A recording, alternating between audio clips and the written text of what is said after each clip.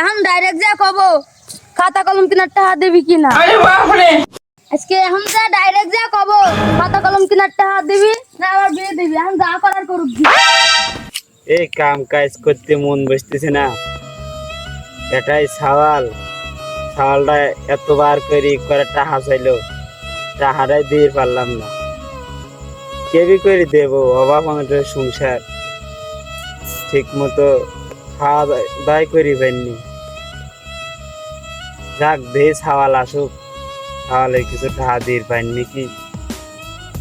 সওয়ালটাও তো বোঝা শিখে গেছে, জোর জুলুম করতেছে না, এটাই অনেক। আব্বা আমার খাতা কলম কেনার টাকা দাও না আমার বিয়ে দাও, আমি জানি না।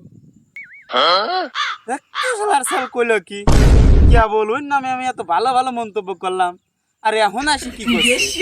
আব্বা আমি কিছু খারাপ কিছু করছি না, আমার খাতা কলম কেনার টাকা দাও না আমার বিয়ে দাও।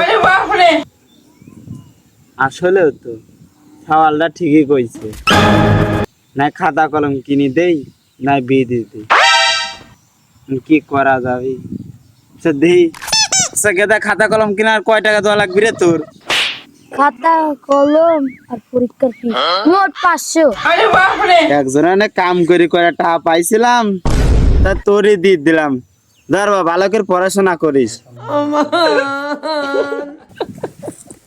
গেদা দাঁড়া, কষ্ট করে টাকা কামাই করে দিচ্ছি, ভালো করে পড়াশোনা করিস।